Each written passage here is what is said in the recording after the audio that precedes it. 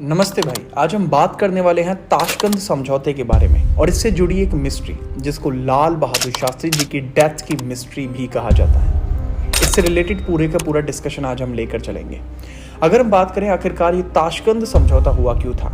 1965 में भारत और पाकिस्तान का युद्ध चल रहा था, जिसके चलते भारत ने लाहौर के बहुत सारे हिस्से पर कब्जा कर लिया था। बहरहाल पाकिस्तान की सेना का भी बहुत सारा हिस्सा आपको कश्मीर वैली के अंदर देखने को मिला था, लेकिन उनकी स्थिति इतनी मजबूत नहीं थी कि वो वहाँ बहुत लंबे समय तक पकड़ रख पाए। भारत की आर्मी उनको कभी भी भारत से बाहर खदेड़ सकती थी।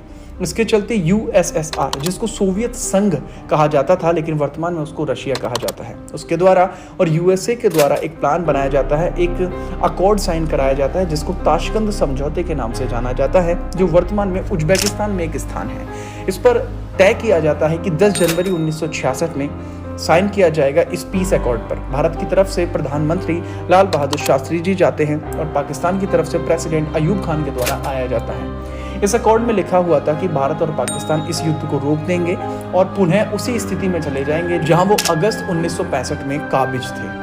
इसके बाद इस पर साइन कर दिए जाते, लेकिन इसके साइन होने के कुछ ही घंटों के बाद शुरू होती है इतिहास की सबसे बड़ी घटनाओं में से एक, जिसको आप जानते हैं लाल बहादुर शास्त्री जी की डेथ। ऐसा कहा जाता है कि उनकी डेथ हार्ट अटैक की वजह से हुई थी। अगर इतिहास के पन्नों में झांकोगे तो 1959 में भी इस तरीके का एक रिपोर्ट देखने को मिली थी, जिसमें कहा गया था कि लाल बहादुर शास्त्री जी को हार्ट इश्यूज हैं, लेकिन वो इतनी नहीं कि जो उनकी मौत का कारण बन सके। ऐसा कहा जाता है कि जब उनके शरीर को भारत के अंदर लेके आया गया तो उनकी नेक और स्टोमक के पास ब्लड कट के निशान थे। इसके अलावा उनका शरीर नीला पड़ चुका था। उनकी वाइफ ललिता शास्त्री जी के द्वारा कहा जाता है कि उनके पति की मौत नहीं हुई, उनकी हत्या की गई है।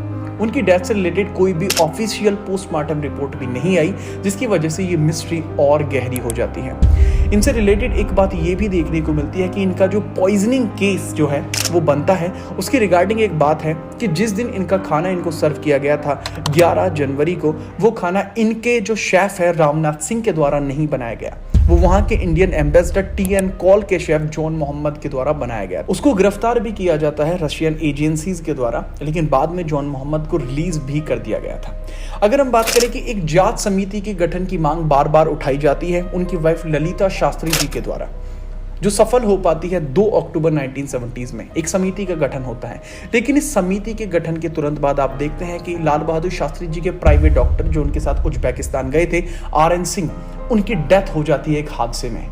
इसके अलावा उनके प्राइवेट कुक रामनाथ सिंह, वो भी उज्बेकिस्तान गए थे, उनकी भी डेथ हो जाती है एक हादसे में।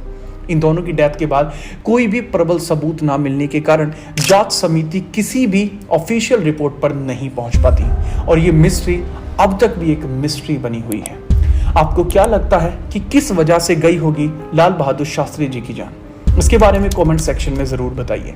इस तरीके की और भी स्टोरीज आपको यहाँ देखने को मिल जाएंगी। मिलते हैं अगली वीडियो में, तब तक सावधान रहिए, सुरक्षित रहिए और पढ़ते रहिए।